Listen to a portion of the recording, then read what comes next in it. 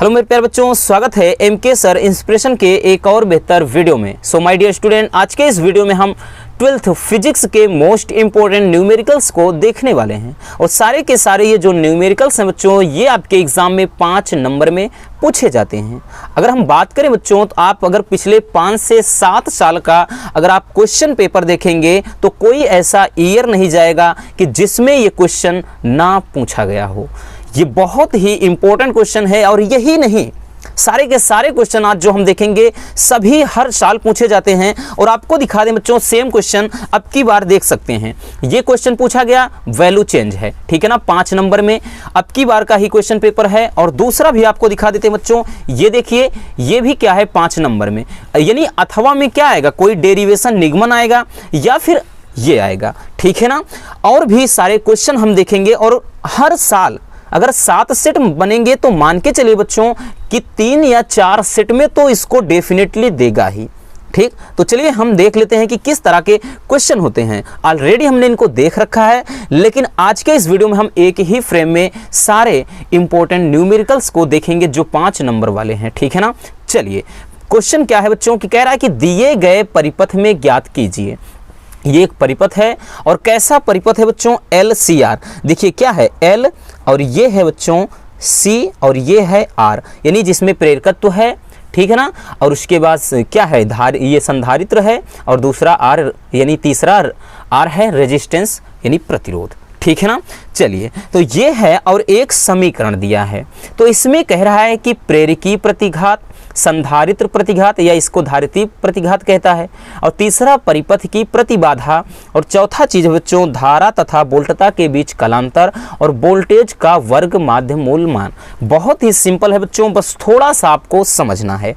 तो चलिए हम देख लेते हैं ताकि 5 नंबर हमारे कहीं ना जाने पाए, ठीक है ना। चलिए, सभी के सभी 5 नंबर वाले ही न्यूमेरिकल हैं। पहला कह रहा है बच्चों, पहला इसमें क्या कह रहा है कि धारिती प्रतिघात निकालना है, यानी धारिती प्रतिघात को बच्चों XL से दर्शाते हैं। और उसके बाद क्या है, संधारित प्रतिघात, इसको अपन कहते हैं XC। और उसके बाद परिपथ की प्रतिबाधा बच्चों, तो यहाँ से इसको Z से दर्शाया जाता है। और धारा तथा वोल्टता के बीच कलांतर है तो यानी फाई है, ठीक है ना, tan फाई करके, ठीक। और वर्ग माध्य मूल मान किसका, वोल्टेज का यानी विभव का, तो VRMS, ठीक है ना, RMS करके दर्शाते हैं। ये चीज हमें ज्ञात करना है। तो चलिए अब देखिए, पहला कह रहा है कि XL निकालना है, ठीक है ना। पहला बच्चों XL निकालना है, तो XL बराबर फार्मूला क्या होता है, ध्यान से समझना। XL बराबर होता है ओमेगा इंटू L। फार्मूला नहीं याद तो यहाँ फार्मूला आप क्या करिए, अच्छे से फार्मूले को देख लीजिए। XL बराबर बच्चों होता है ओमेगा इंटू L। ओमेगा क्या है, कोणीय आवृत्ति है, उसके बाद L क्या है, प्रेरकत्व है। तो यहाँ पर एक समीकरण आप देख रहे हैं बच्चों, इसको अगर आप, एक समीकरण होता है जब वोल्टता समीकरण जिसको कहते हैं V बराबर V0 साइन ओमेगा t, ये आपका इक्वेशन होता है। अगर इससे हम कंपेयर करेंगे बच्चों, तो V0 के स्थान पे ये है और ओमेगा के स्थान पर ये है। ये चीज तो हमें पता चल गया। तो इस पर अगर हम रखेंगे बच्चों XL बराबर, तो XL बराबर हो जाएगा, ओमेगा का मान कितना है, 100 है, ठीक है ना। और उसके बाद L का मान कितना है बच्चों, वो है 10, ठीक है ना, 10। यहाँ पर आप लिख लेंगे तो ज़्यादा बेहतर होगा, ठीक है ना। L है, उसके बाद C है बच्चों, फिर है R है, ठीक है ना। और उसके बाद यहाँ से V0 है, फिर उसके बाद यहाँ पर ओमेगा है। तो इतना चीज़ें हम लिख लेते हैं, ठीक। तो L का मान तो 10 हेनरी है, C का मान है बच्चों 20 माइक्रोफैरड, इसको फैरड में बदल लेते हैं तो 20 गुणे 10 के घात -6 फैरड में हो गया। और R का मान है बच्चों 500 और V0 का मान कितना है, 200 वोल्ट है। और उसके बाद ओमेगा का मान कितना दिया है, ये दिया है 100, ठीक है ना। तो सब मान तो सामने है, तो यहाँ से XL बराबर हो जाएगा कितना बच्चों, 1000, ठीक है ना। 1000 ये ओम में आता है आंसर, मात्रक ओम। 1000 ओम आ गया XL। तो XL आ गया बच्चों प्रेरकीय प्रतिघात। अब दूसरा क्या कह रहा है, दूसरा कह रहा है कि संधारित्र प्रतिघात या इसी को बच्चों धारितीय प्रतिघात कहते हैं। तो दूसरा हम निकाल लेते हैं, अच्छे से ध्यान से समझिएगा। दूसरा XC से दर्शाते हैं धारितीय प्रतिघात को, ठीक है ना। अभी यहाँ पर हमने बताया XC, तो इसको क्या करेंगे XC बराबर, ठीक है ना, XC बराबर करेंगे बच्चों। XC बराबर फार्मूला होता है 1/ओमेगा इंटू C, XC बराबर। तो यहां से हो जाएगा, ध्यान से समझना, XC बराबर हो जाएगा बच्चों कि 1/ ओमेगा का मान कितना दिया है, ओमेगा का मान यहां पर देखिए, ठीक है ना, ओमेगा का मान ये 100 लिखा है यहाँ पर। तो ओमेगा का मान हो गया 100 और C का मान है बच्चों 20 × 10⁻⁻6। अब इसको देखो कैसे अपन सॉल्व करेंगे, इसको ऊपर भेज दीजिए। ये 10⁻6 है, ऊपर गया, तो इसको हम कितना लिख सकते हैं, 10⁻+6 लिख देंगे और नीचे कितना हो गया बच्चों 2000 हो गया। अब देखिए 10⁻6 को अगर आप काटना चाहते हैं ऐसा करिए, 10⁻, यहाँ पर देखिए 4 0 रख लीजिए और उसके बाद 10⁻2 इसमें, 2 इसमें गया भाई, 4 0 इधर गए और नीचे हो गया बच्चों 2000। देखो काटने का तरीका है, सबका अपना अपना तरीका होता है, हमने ये ऐसा किया ताकि आसान हो जाए आपका। देखिए 3 0 से 3 0 काट दीजिए, 2 पंजे 10। अब 5 × 10⁻2 है, इसका मतलब बच्चों कितना आ गया, ये 500 ओम आ गया। ये XC का मान आ गया, ठीक है ना। यानी एक आंसर आपका ये आ गया बच्चों और एक आंसर ये आ गया। अब सवाल में क्या कह रहा है, तीसरा कह रहा है कि परिपथ की प्रतिबाधा। अब ध्यान से समझना बच्चों, एक एक चीज एकदम क्लियर हो जाएगा। तीसरी जो चीज निकालना है आपको, वो निकालना है क्या, प्रतिबाधा, परिपथ की जो प्रतिबाधा। अब प्रतिबाधा के लिए फार्मूला होता है बच्चों Z बराबर √R² plus XL minus XC का स्क्वायर, ठीक है ना। जब LCR परिपथ हो तब, LCR परिपथ के लिए ये फार्मूला होता है प्रतिबाधा, और LCR ही देता है 5 नंबर में अगर देता है तो।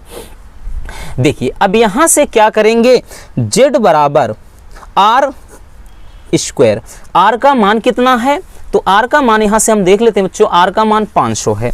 तो यहां पर क्या करेंगे, रख दीजिए वही वैल्यू 500 का स्क्वायर, ठीक है ना, प्लस। अब XL का मान हमने कितना निकाला था, XL का मान 1000 निकाला था, ठीक है ना। XL का मान यहाँ पर देख लेते हैं कि 1000 निकाला था और XC का मान 500, तो 1000 माइनस 500 का स्क्वायर। फिर इसको हम कैसे करेंगे बच्चों, इसको हम यहाँ से जब लिखेंगे तो ये हो जाएगा रूट में 500 का स्क्वायर और प्लस भाई 1000 में से 500 गए, कितना 500 का स्क्वायर, ठीक है ना। तो ये जब इसको हम बाहर निकालेंगे बच्चों, तो बाहर अगर हम निकालते हैं, ध्यान से समझना, इसको क्या करेंगे हम, अच्छा देखिए, रूट निकालने की ज़रूरत नहीं है, 1 मिनट इसको करने की ज़रूरत नहीं है, डायरेक्टली आप करेंगे कितना भाई 500 बाहर ले लीजिए और रूट यहाँ 1 बचा, यहाँ पे 1 तो √2। तो ये आंसर जो आ गया वो आ गया 500 √2, ठीक है ना। ये आ गया 500 √2, किसका मान बच्चों, ये आ गया आपका Z का मान। तो तीसरा आंसर ये हो गया, ठीक है ना। तीसरा आंसर 500 √2 इतना आ गया। अब देखिए इसमें चौथी चीज जो निकालना है, चौथा चीज निकालना क्या है बच्चों, उसको देखते हैं। कह रहा है कि धारा और वोल्टता के बीच कलांतर। तो चलिए अब हम देख लेते हैं कलांतर, ठीक है ना। क्या पूछ रहा है बच्चों कि धारा और वोल्टता के बीच कलांतर। कलांतर को अपन दर्शाते हैं tan phi। tan phi बराबर होता है बच्चों फार्मूला XL माइनस XC अपान R। इतना ध्यान देना, ये फार्मूला होता है किसके लिए, कलांतर, जब धारा और वोल्टता के बीच कलांतर निकालना होता है। तो यहाँ से लिखेंगे हम tan phi बराबर XL का मान कितना निकाले बच्चों 1000, ठीक है ना, माइनस XC का मान कितना निकाला, XC का मान 500, ठीक। तो ये हो गया 500 अपान R का मान जो कितना है ये दिया है 500, ठीक है ना। चलिए अब इसको क्या करेंगे, tan phi इक्वल टू 1000 में से 500 माइनस करिए बच्चों, तो 500 हो गया और नीचे क्या है 500, ये कट गए, ठीक है ना, ये कट गया पूरा का पूरा। तो यहाँ से हम लिखेंगे tan phi बराबर, क्या लिखेंगे बच्चों, tan phi बराबर tan 45 डिग्री, यानी tan यहाँ पर एक बचा है बच्चों, तो एक कितने अंश का मान है, tan 45 का, ये कट गए तो फाई बराबर कितना आया 45 डिग्री। ठीक है ना, यही आपका क्या हो जाएगा, आंसर हो जाएगा, या इसी को पाई के रूप में लिखना चाहेंगे तो लिख देंगे, ये आंसर हो जाएगा चौथा। ठीक है ना, बहुत आसान है बच्चों, या तो अथवा में पूरा आप सूत्र का निगमन करेंगे, लेकिन हम आपको यही सजेस्ट करेंगे कि आप न्यूमेरिकल करना, क्योंकि ये इतना ज़्यादा आसान है कि आप इसको बस 5 मिनट के अंदर कर सकते हो, और उसमें तो 5 मिनट लग जाएंगे आपको एक डायग्राम ही बनाने में, डेरिवेशन में। ठीक है ना, तो ये हो गया चौथा, यानी धारा और वोल्टता के बीच कलांतर। अब निकालते हैं अपन क्या, वोल्टेज का वर्ग माध्य मूल मान, यानी क्या निकालना है बच्चों, अब यहाँ से जो पांचवी चीज निकालनी है आपको, वो निकालना है VRMS। ठीक है ना, तो देखिए VRMS बराबर होता है बच्चों V0/√2। ठीक है ना, V0 क्या है, ये है वोल्टेज का शिखर मान, तो ये फार्मूला भी आप याद रखिए, और यही चीज निकालने को भी पूछता है, चाहे जो होगा, बस आपको क्या करेगा बच्चों, यहां पर वैल्यू चेंज कर देगा बस, बाकी कोई परिवर्तन नहीं होगा। तो हम क्या करते हैं, चलिए इसके मदद से, यानी इस फार्मूले से अब हम निकालते हैं VRMS, यानी रूट मीन स्क्वायर, यानी वोल्टता का, या इसी को क्या कहेंगे, वोल्टता का या वोल्टेज का वर्ग माध्य मूल मान बराबर V0। अब V0 को हमने यहाँ पर देखिए समीकरण से जब कंपेयर किया था तो 200, देखिए V0 का मान कितना है 200 है ना, तो यहाँ पर हम लिख देंगे बच्चों, क्या लिखेंगे, ये हम लिख देंगे कितना 200/√2। ठीक है ना, इसको बस इतना लिख दीजिए यार, √2 आपको गैप करना है तो ऊपर नीचे √2 का परिमेयकरण कर दीजिए, नहीं तो यहीं तक लिख देते, यही आंसर हो जाता, कोई दिक्कत नहीं। इसको लिखना भी चाहेंगे बच्चों तो लिख सकते हैं 200√2। ठीक है ना, और नीचे क्या है, जब √2 ये हो जाएगा 2 से ये कैंसिल हो गया। ठीक है ना, जब कैंसिल हो जाएगा बच्चों तो हम इसको लिख सकते हैं VRMS बराबर क्या लिख सकते हैं 100√2। तो यही क्या हो जाएगा, यही हमारा आंसर हो जाएगा। तो ये हो जाएगा आपका पांचवा आंसर। ठीक है ना, क्या है, सॉरी देखिए कितना हो गया, हाँ पांचवा आंसर हो गया। ठीक है ना, क्योंकि 5 चीज इसमें पूछा था, क्या प्रेरकी प्रतिघात, धारती प्रतिघात या संधारित प्रतिघात, परिपथ की प्रतिबाधा, धारा वोल्टता के बीच कलांतर, और उसके बाद वर्ग वोल्टेज का वर्ग माध्य मूल मान। तो इस तरह से बच्चों आप इस न्यूमेरिकल को बहुत ही सिंपल तरीके से सॉल्व कर सकते हैं। आई होप कि आपको ये क्वेश्चन अच्छे से समझ में आ गया होगा। तो चलिए अब हम देख लेते हैं बच्चों दूसरा क्वेश्चन। ठीक है ना, सारे क्वेश्चन 5 नंबर के हैं, फिर से हम आपको बता देते हैं, इसलिए बच्चों वीडियो को कंप्लीट देख लेना। अब वक्त नहीं है कि आप अच्छे से फिर से एक एक चीज देखें। ठीक, तो आपको एक बेहतर तैयारी करनी है तो आप इस वीडियो को कंप्लीट ज़रूर देख लीजिए, नहीं तो एग्ज़ाम के बाद पछताना पड़ेगा कि ये न्यूमेरिकल आया था लेकिन हमने देखा ही नहीं, केयर किया ही नहीं, तो पछताना ना पड़े, इसलिए वीडियो को कंप्लीट ज़रूर देख लेना। ठीक ना, चलिए अब हम देख लेते हैं दूसरे क्वेश्चन को। चलिए अब हम देख लेते हैं बच्चों दूसरा न्यूमेरिकल। अगर हम बात करें बच्चों इस न्यूमेरिकल की, तो हमने शुरू से ही आपको एक चीज़ बताया कि किरचॉफ के नियम पर एक न्यूमेरिकल 5 नंबर या 3 नंबर में ज़रूर पूछा जाएगा। तो यहाँ पर आप देख सकते हैं बच्चों, ये इस टाइप का क्वेश्चन है। ठीक है ना, बस परिपथ का थोड़ा शेप, थोड़ा आकार चेंज हो गया, ये है। और दूसरे सेट में भी आपको दिखा दें बच्चों, ये क्वेश्चन है, इसमें भी हालांकि 3 नंबर में पूछा था, तो ये भी क्या है, इसमें 1 2 3 करके दिया है और इसमें 2 ही है। तो ये मान के चलिए बच्चों इस क्वेश्चन को भी आपको अच्छे से तैयार करके जाना है। और यही नहीं, आपके पास जितने भी ईयर के क्वेश्चन पेपर होंगे आपको ये क्वेश्चन जरूर दिखाई पड़ेगा, आप देख सकते हैं। तो चलिए इसको भी हम अच्छे से समझ लेते हैं कि कैसे हमें सॉल्व करना है। ठीक है ना, देखिए इसमें बच्चों 2 बंद पास है, एक तो ये है, ठीक है ना, और एक ये है बंद पास। तो इसमें 2 बंद पास हैं। और कल जो हमने मैराथन एक वीडियो अपलोड किया बच्चों किरचॉफ का नियम, उसमें दूसरा नियम आपको बहुत ही अच्छे से समझाया था।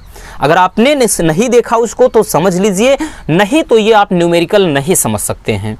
अब इसमें होता क्या है, किरचॉफ का दूसरा नियम कहता क्या है बच्चों, कि कोई बंद पास है, चाहे 1 हो 2 हो 3 हो, ठीक है ना, कोई मैटर नहीं करता, कि प्रत्येक बंद पास में के विभिन्न खंड में जो बहने वाली धारा होती है बच्चों, धारा और उसके संगत प्रतिरोध, संगत का मतलब उसके साथ जितने प्रतिरोध होंगे, जैसे इस धारा के साथ भाई यहाँ पर क्या है यहाँ पे ये प्रतिरोध भी जुड़ा है, ये प्रतिरोध भी है देखिए इसमें, और साथ में ये 4 ओम भी है। तो इस I1 के साथ देख रहे हैं बच्चों 3 प्रतिरोध जुड़े हैं। तो क्या है, धारा तथा उसके संगत प्रतिरोध के गुणनफल का बीजगणितीय योग और इस सेल में यानी इस भाग में लगे विद्युत वाहक बल के बीजगणितीय योग के बराबर होता है, यही नियम कहता है। तो हम लिखेंगे क्या बच्चों, देखिए अब हम लिखेंगे ए बी, ठीक है ना, या ऐसे करिए ए डी सी बी ए में लिखेंगे बंद पास। ध्यान से समझना बच्चों, बंद पास, ठीक, बंद पास लिखेंगे ए डी सी बी में, ए डी सी बी में बंद पास ए डी सी बी में हम क्या, ध्यान से समझना, जो बंद पास हम किसकी बात कर रहे हैं, ए डी सी बी ए पूरा आएगा तब बंद पास होगा भैया, ए डी सी बी ए में, ठीक है ना। इसमें अब देखेंगे तो देखिए समीकरण क्या बनेगा वही हमें अच्छे से समझना है बच्चों। इसमें कह रहा है कि देखिए धारा I1 है, तो हमने लिख दिया बच्चों I1 गुणे, अब देखिए इस धारा के साथ ये प्रतिरोध भी जुड़ा है, यानी इसमें भले ये इंटरनल रेजिस्टेंस है, आंतरिक प्रतिरोध, लेकिन जुड़ा इसी के साथ है। तो I1 गुणे यहाँ से हम 3 लिखेंगे बच्चों, प्लस ध्यान से समझना, उसके बाद क्या है, फिर यहाँ पर I1 ये भी वही चीज है, यानी I1 गुणे क्या है प्लस 5, मतलब यहाँ पे 5 है। सब हम जोड़ते जाएंगे बच्चों जितना होगा, यानी यहाँ ये है और इस वाले में आ गए। देखिए अब इस पहले वाले पास की बात हो रही है, तो यहाँ पर बच्चों देखिए डायरेक्शन जो है तीर, यानी तीर ऐसे मुड़ गई है, यानी यहाँ पर ध्यान से समझना ऐसे है, तो इसीलिए ये बीच में प्लस लगता जा रहा है। अगर इसकी अपोजिट डायरेक्शन होती तो तुरंत माइनस लगा देते। तो यहाँ पर अभी इधर आए, अब यहाँ पर बच्चों धारा क्या हो जा रही है, I1 प्लस I2 हो जा रही है, और साथ में इसके प्रतिरोध क्या है बच्चों, 6 है, ठीक है ना, 6 है। फिर प्लस, भाई यहाँ पर भी एक बचा है, फिर हम प्लस लगा देंगे बच्चों, क्या हो जाएगा, फिर से वही I1 और उसके बाद प्लस, ठीक है ना, I1 के बाद प्रतिरोध लिखेंगे, I1 और उसके बाद प्रतिरोध कितना है, 4 है। अब बराबर करेंगे बच्चों, क्या लिखेंगे, विद्युत वाहक बल, तो विद्युत वाहक बल कितना है, 4। यही समझना है, अगर यही समझ गए पूरी थ्योरी आप अच्छे से समझ जाएंगे कि सीन क्या है। हमने क्या कहा कि इस वाले पास में जितनी भी धारा हैं तो सभी धाराओं और प्रतिरोधों का गुणनफल, भाई I1 था, फिर उसके बाद R1 यहाँ पे 3 लगा दिए, प्लस लगाए, इसमें I1 के साथ 5 था, 5 लिख दिए प्रतिरोध, प्लस लगाए, I1 I2 के साथ कितना 6 ओम था बच्चों, लिख दिया, प्लस फिर यहाँ पे I1 है, I1 के साथ कितना था 4 लिख दिया, बराबर विद्युत वाहक बल इस वाले में केवल 4 लग रहा है, ये हो गया।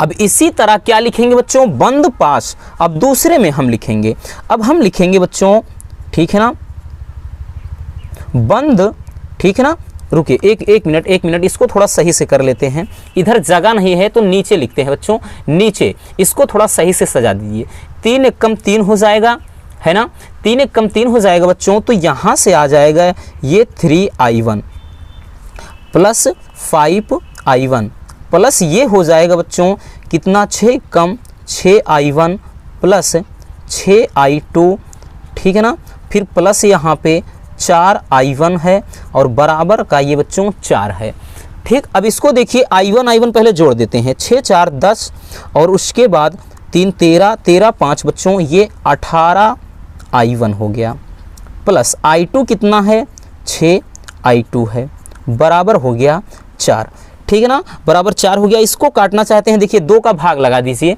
यहाँ से हम लिख सकते हैं भागे 2 का, तो 2 9 18, तो भाई हो गया 9I1 प्लस, तो 2 3 6 3I2 प्लस 2 दूना 4, इसको अपन इक्वेशन नंबर 1 दे देते हैं, ठीक है ना बच्चों। चलिए ये तो रहा मतलब पहले के लिए।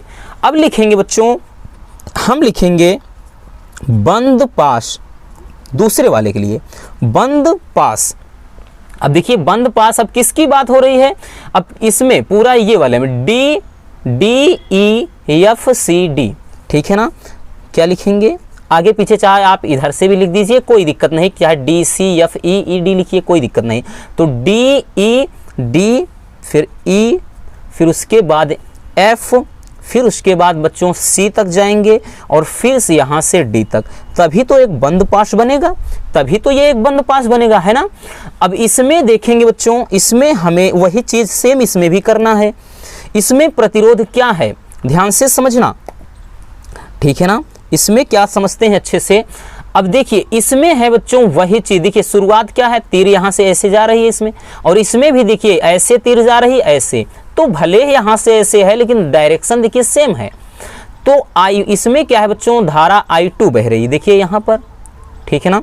धारा क्या बह रही है, इसमें बह रही है I2, यहाँ देखिए लिखा है, तो लिखेंगे बच्चों I2 धारा गुणे प्रतिरोध, तो इसके साथ 1 ओम प्रतिरोध है, 1 लिख दिया, प्लस, ठीक है ना। यहाँ से अब इसमें है तो इसमें आएंगे बच्चों I2 गुणे ये प्रतिरोध क्या है 5 ओम, फिर प्लस लगा दीजिए।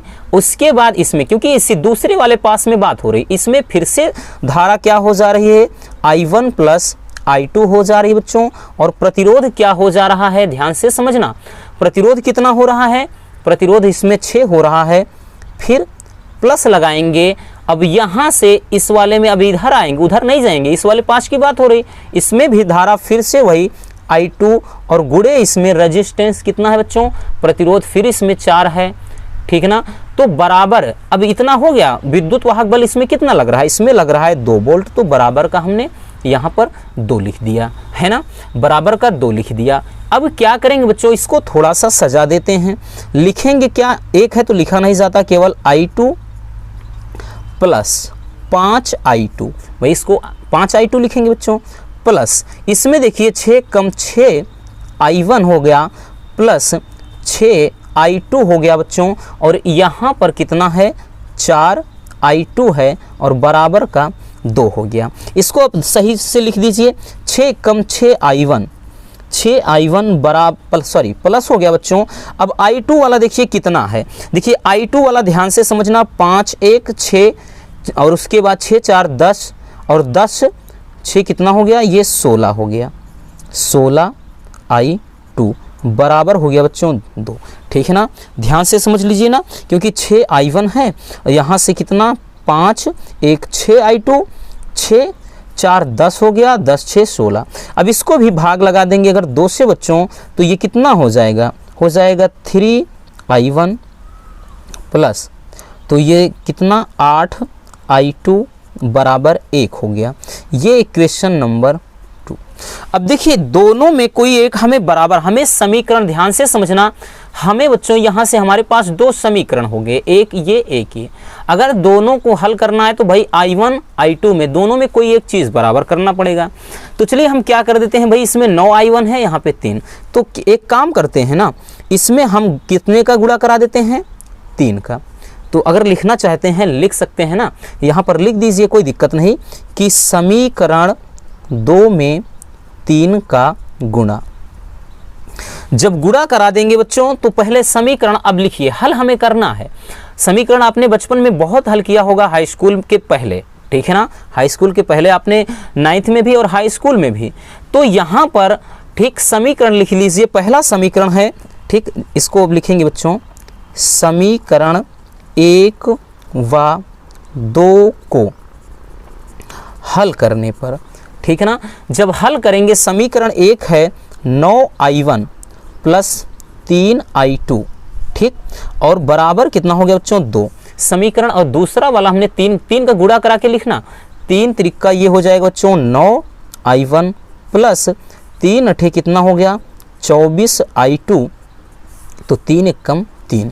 इसको जो हल करेंगे बच्चों, माइनस यानी घटाएंगे, इसको जब हम घटाएंगे तभी तो पूरा कटेगा ना, है ना, तो इसको माइनस करेंगे बच्चों, ये तो पूरा कट गया। अब यहाँ से भाई 3 में से 24 गए तो माइनस का 21 I2, और 2 में 1 गए तो माइनस का 1, है ना, माइनस का 1 हो गया। तो यहाँ से ये क्या हो जाएगा बच्चों, इसको फिर क्या करेंगे, माइनस से माइनस काट दीजिए, तो I2 का वैल्यू निकल कर आया 1/21, ठीक है ना। ये निकल आ गया बच्चों 1/21, ये आ गया I2 का मान, ठीक है ना। तो निकालना क्या था भाई, क्वेश्चन तो हमने ध्यान ही नहीं दिया, निकालना क्या था, हाँ 6 ओम के प्रतिरोध के तार में धारा, यानी धारा पूछ रहा है। 6 ओम बोले तो इसमें यानी I1 प्लस I2 का मान पूछ रहा है, और पूछता भी इस प्रकार के क्वेश्चन में यही पूछता है, I1 पूछेगा, I2 पूछेगा, I1 प्लस I2 यानी I3 पूछेगा। इसको आप I3 के नाम से भी दर्शा सकते हैं, ठीक है ना। तो ये बच्चों आ गया I2। अब इस समीकरण यानी इसके मतलब अब इसका वैल्यू किसी भी समीकरण में लिख दीजिए, ठीक है ना, यानी इसका वैल्यू कहीं पे रख दीजिए, इसमें रख देते हैं। तो लिख दीजिए आप यहाँ से I2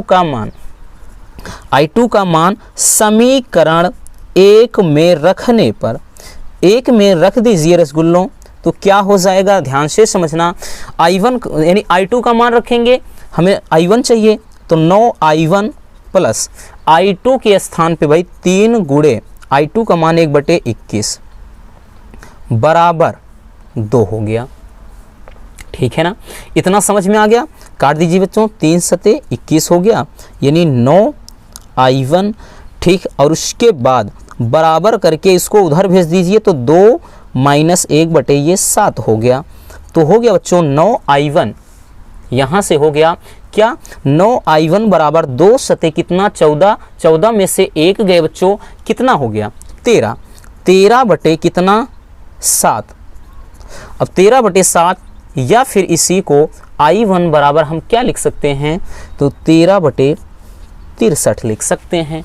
अब कह रहा है इसमें बच्चों, देखिए 5 नंबर का क्वेश्चन है तो थोड़ा लंबा जाएगा। अब इसमें कह क्या रहा है कि I1 प्लस I2 का मान, यानी 6 ओम के प्रतिरोध में धारा, और इसमें धारा I1 प्लस I2 ही है, यानी इसको हम I3 मान सकते हैं। तो अब हम यहाँ से I3 का मान, उसको हम I3 मान सकते हैं, ठीक है ना। तो I3 बराबर क्या है, I1 प्लस I2 है। तो भाई दोनों को जोड़ दीजिए, दोनों धारा क्या है बच्चों, एक मतलब एक है 13/63 और I2 है 1/21, ठीक। तो इसका एलसीएम ले लीजिए, ठीक है ना। एलसीएम लेंगे कितना 63, तो 63 एक कम 63 हो गया भाई। तो ये गया किस में, मतलब 13 बार में ही रहेगा भाई। एक बार जाएगा 13 में गुणा कराएंगे 13 ही रहेगा, और ये 3 बार में जाएगा, 3 एक कम 3, ये नहीं हो गया बच्चों 16, ठीक है ना। क्या लिख रहे हैं 16/63, तो ये आ जाएगा, ठीक।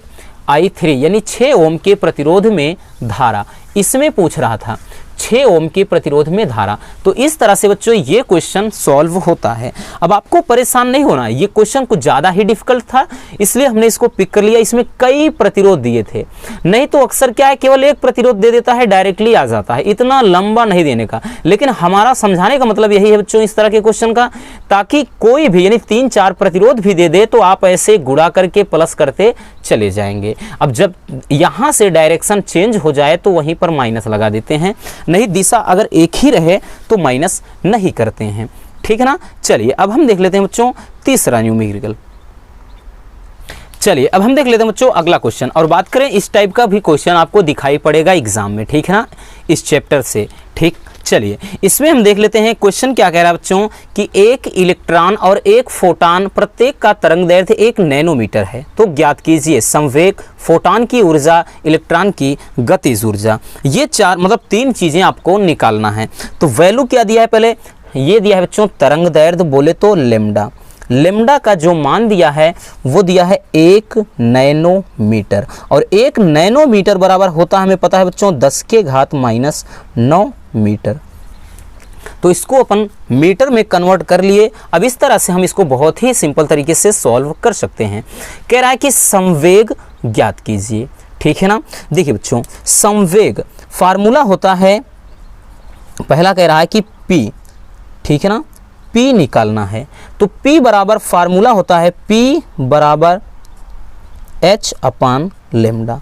याद रख लीजिए P बराबर H/λ, ये होता है बच्चों फार्मूला, ठीक है ना। देखिए यहाँ से कैसे इसको सॉल्व करेंगे, P बराबर, अब H क्या है प्लांक नियतांक, और वहाँ पर H का मान पेपर में दिया रहेगा, आपको घबराने की ज़रूरत नहीं है। जो भी बच्चों कांस्टेंट होते हैं यानी जितने वैल्यू होते हैं, ठीक है ना, जैसे ये पेपर के एकदम पीछे पेज पर ये दिया रहता, आपको किसी चीज़ का मान लेते नहीं पता, तो यहाँ पर आप देख सकते हैं जितने प्लांक यानी प्लांक नियतांक है, प्रकाश की चाल, गुरुत्वीय त्वरण, इलेक्ट्रॉन पर आवेश, अवोगाद्रो संख्या, रेडबर्ग नियतांक, निर्वात की वैद्युतशीलता, यानी जितने कांस्टेंट की ज़रूरत होती है वो दिया रहेगा, आपको याद नहीं है तब भी कोई दिक्कत नहीं है। तो इसको बराबर क्या करेंगे बच्चों, P बराबर H का मान होता है 6.6 गुणे 10 के घात माइनस 34 जूल सेकंड, और लेमडा का मान दिया है बच्चों 1 गुणे 10 के घात माइनस का 9। तो ये ऊपर हो जाएगा 6.6 गुणे 10 के घात, ये ऊपर जाएगा तो माइनस 9 है प्लस 9 हो जाएगा बच्चों, यानी 34 में से 9 घट जाएगा, ठीक है ना।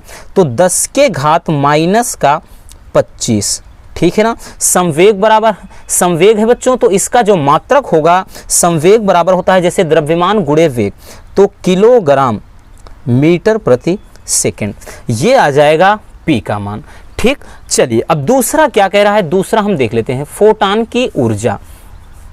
अब ध्यान से समझना बच्चों, दूसरा कह रहा है कि फोटॉन की ऊर्जा ज्ञात करिए, तो इसको हम दर्शाते हैं E से, ठीक है ना, फोटॉन की ऊर्जा। और E बराबर जो फार्मूला होता है रसगुल्लों, E बराबर H इंटू न्यू, न्यू क्या है, आवृत्ति है। इस तरह से मेन फार्मूला आपका होता है, लेकिन ऐसे काम नहीं बनेगा भाई, न्यू का मान तो हमें पता नहीं। तो E बराबर, ध्यान से समझना, E बराबर इसको हम लिखेंगे, ठीक, H, और न्यू बराबर होता है C अपान लेमडा, तो ये फार्मूला बन जाएगा E बराबर HC अपान लेमडा। अब देखिए यहाँ से आप क्या कर सकते हैं, यहाँ से आप अगर यहाँ करना चाहते हैं इतना लिख सकते हैं डायरेक्टली आप बच्चों, फिर C का मान रखिए, यानी C का जो प्रकाश की चाल, या इसको हम और छोटा कर देते हैं, E बराबर, अब बच्चों H अपान लेमडा बराबर, अभी एक चीज़ आपने देखा, H अपान लेमडा बराबर, देखिए H अपान लेमडा बराबर क्या है, P है, और यहाँ पर ये C है, ठीक है ना बच्चों। तो ये हो गया E बराबर P इंटू C, P क्या है, P क्या है बच्चों, संवेग। अब यहाँ पर डायरेक्टली वैल्यू रख देते हैं हम, तो E बराबर हो जाएगा, P का मान अभी ऊपर या निकाला गया है यहाँ पर 6.6 गुणे 10 के घात कितना बच्चों, माइनस का 25 इंटू C का मान है प्रकाश की चाल जो होता है 3 गुणे 10 के घात 8 मीटर पर सेकेंड, ठीक। तो इसको हम लिखेंगे E बराबर यहाँ से गुणा कर दीजिए, 3 छंग 18 किया, 88 ले, ये हो गया 19, तो 19.8 गुणे 10 के घात, भाई 25 में से 8 घटा दीजिए, ठीक, 25 में माइनस 25 है, तो माइनस 25 में से 8 ये भाई ऐड करेंगे ना तो ये घटेगा क्योंकि ये चिन्ह माइनस है, ठीक। तो यहाँ से कितना हो जाएगा, माइनस का 17, और ये आएगा बच्चों किस में, ये आएगा आपका जूल में, ठीक, जूल में आंसर आएगा। लेकिन अगर इलेक्ट्रॉन वोल्ट में जब कहेगा तब यहाँ पर हम इसमें 1.6 गुणे 10 के घात माइनस 19 से बच्चों भाग लगा देंगे, इतना आप अच्छे से समझ लेना। जब जूल में यहाँ पर कुछ भी नहीं दिया है कि किस में निकालना है, अगर कह देता कि आप इलेक्ट्रॉन वोल्ट में निकालिए तो हम इलेक्ट्रॉन पर जितना आवेश होता है, ठीक है ना, कितना आवेश होता है कि 1.6 गुणे 10 की घात माइनस 19, तब हम इससे भाग लगाते, कब, जब इलेक्ट्रॉन वोल्ट में पूछता, लेकिन जूल में है तो इतना ही छोड़ देंगे। तीसरी चीज देखते हैं क्या पूछा है। तीसरा कह रहा है कि बच्चों इलेक्ट्रॉन की गतिज ऊर्जा यानी काइनेटिक एनर्जी आपको ज्ञात करना है। तो तीसरा चीज बच्चों हमें निकालना है गतिज ऊर्जा यानी K का मान। अब देखिए एक फार्मूला, देखिए हमने 2 नंबर वाले क्वेश्चन में और 1 नंबर वाले में भी बच्चों एक फार्मूला बताया था, इसीलिए कहते हैं पहले वीडियो को पूरा देख लिया करो जो भी अपलोड करते हैं। तो एक फार्मूला बताया था बच्चों, P² बराबर 2m इंटू K, ठीक है ना। तो ये फार्मूला होता है P जब किसमें, काइनेटिक एनर्जी के फॉर्म में, गतिज ऊर्जा जब दिया हो, द्रव्यमान दिया हो, ठीक है ना। तो हमें K चाहिए, तो यहाँ से जब बच्चों K बराबर हम करेंगे तो K बराबर क्या हो जाएगा, P² अपान 2m हो जाएगा। तो यहाँ से हम निकाल लेते हैं K बराबर, P का मान कितना निकाला आपने, P का मान भाई साहब निकाला कितना, 6.6, ठीक, 6.6 गुणे 10 के घात बच्चों माइनस का 25 निकाला था, इसका स्क्वायर कर दीजिए अपान 2, और m का मान, अगर m का मान नहीं पता, m क्या है बच्चों, द्रव्यमान, और किसका, इलेक्ट्रॉन की बात हो रही है, तो हमने बताया ना कि आपको घबराना नहीं है, वहाँ पर द्रव्यमान वगैरह दिए रहते हैं, और वैसे भी आपको पता होगा इलेक्ट्रॉन पर कितना द्रव्यमान होता है। इलेक्ट्रॉन पर द्रव्यमान होता है बच्चों 9.1 गुणे 10 के घात माइनस का 31 kg, हालांकि वहाँ पर दिया रहेगा पीछे। तो यहाँ से इसको हम सॉल्व करते हैं, तो यहाँ पर हम देखते हैं बच्चों क्या करेंगे,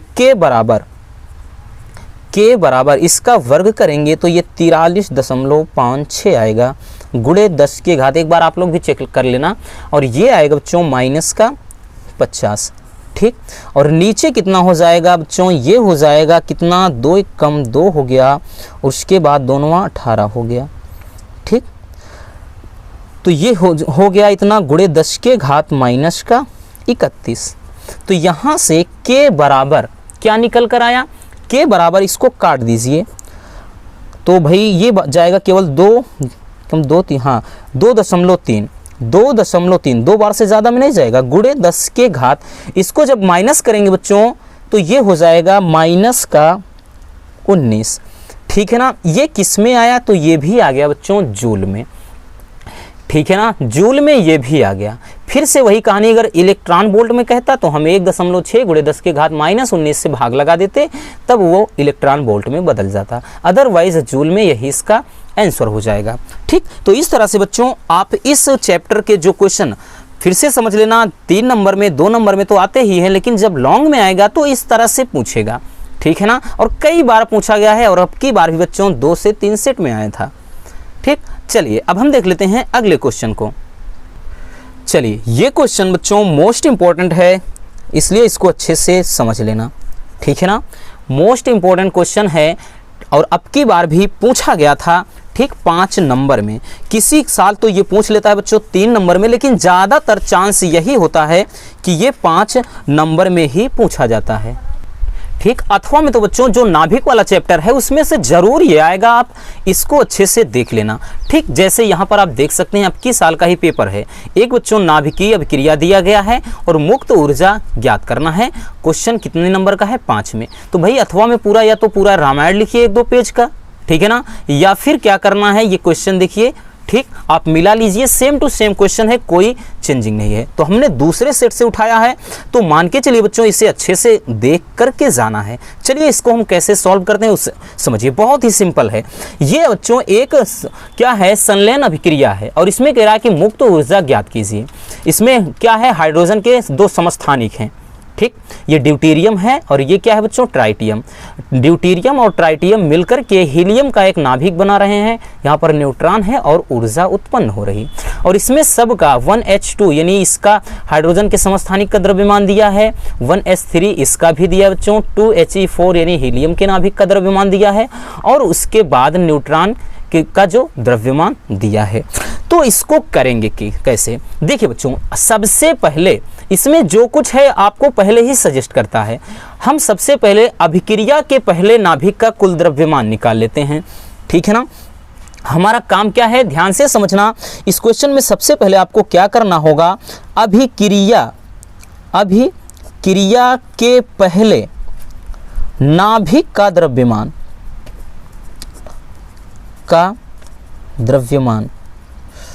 अभिक्रिया के पहले मतलब परमाणु के जो नाभिक का द्रव्यमान कितना होगा। तो भाई अभिक्रिया के पहले का मतलब क्या है, जब अभिक्रिया नहीं हुई थी तो ये दोनों हैं, अभिक्रिया बाद में हुई तो ये बना। तो यहाँ पर इन दोनों के द्रव्यमान का हम निकालेंगे, तो कुछ नहीं करना, इन दोनों के द्रव्यमान को आप क्या करिए बच्चों, जोड़ दीजिए। तो भाई 1H2 का द्रव्यमान कुल कितना है, तो कुल द्रव्यमान यहाँ से हम ध्यान से समझना, लिखेंगे क्या भाई, कुल द्रव्यमान में इसमें कुछ नहीं करना, बस जोड़ घटाना है, 2.0141 प्लस, तो ये इसका द्रव्यमान हो गया, और इसका द्रव्यमान कितना दिया है बच्चों, इसका दिया है यहाँ पर देख सकते हैं 3 कितना दिया है 0160। इसको अगर हम ऐड करेंगे तो ये हो जाएगा कितना, तो हो जाएगा भाई साहब इधर 1 हो जाएगा 6 4, ठीक है ना, हाँ 1 आएगा, 6 4 10 की 0 हो गए, और 1 1 2 1 3 हो गए, यहाँ पर 0, उसके बाद 5 दशमलव, ये है बच्चों 5.0301 AMU, क्योंकि एटॉमिक मास यूनिट, ठीक ना। ये परमाणु द्रव्यमान मात्रक के रूप में है, तो एक मतलब इतना AMU आ गया। अब निकालेंगे बच्चों अभिक्रिया के बाद द्रव्यमान, ठीक है ना। तो ये अभिक्रिया के पहले नाभिक का द्रव्यमान निकाले थे, तो देखिए अब निकालते हैं बच्चों अभिक्रिया के बाद। अभिक्रिया जब हुई थी तो क्या हुआ था, हीलियम और न्यूट्रॉन। तो भाई साहब हीलियम और न्यूट्रॉन के नाभिक का हम, हीलियम का है कितना बच्चों, इसका है कितना, ये है 4.0026 और प्लस का बच्चों ये है 1.0087। इसको ऐड कर दीजिए 5 दशमलव, इसमें कितना आएगा भाई, 4 1 5 हो गया और यहाँ पर 0 आ गया बच्चों, ये 8 इधर से नहीं गलत कर, 8 8 6 कितना है भाई, 7 6 13 कितना हो गया, ये आ गया हाँ 1 1 3 आ गया, ठीक 5.0113 AMU एटॉमिक मास यूनिट, ये आ गया बच्चों। अब निकालेंगे क्या, द्रव्यमान क्षति। देखिए बस जोड़ घटाना है, बस थोड़ा समझना है, 5 नंबर की बात है तो इतना तो हम कर ही सकते हैं। डेल्टा M इसको बोलते हैं बच्चों द्रव्यमान क्षति। द्रव्यमान क्षति में करते क्या हैं कि न्यूक्लियनों का द्रव्यमान माइनस नाभिक का वास्तविक द्रव्यमान। तो वही अभिक्रिया ध्यान से समझना, अभिक्रिया के पहले नाभिक का द्रव्यमान कितना था 5.0301 माइनस अभिक्रिया के बाद वाला लिख लीजिए बच्चों 5.0113 घटा दीजिए, ये आ गया 0.0188, ठीक ना। इतना AMU आ गया, ठीक।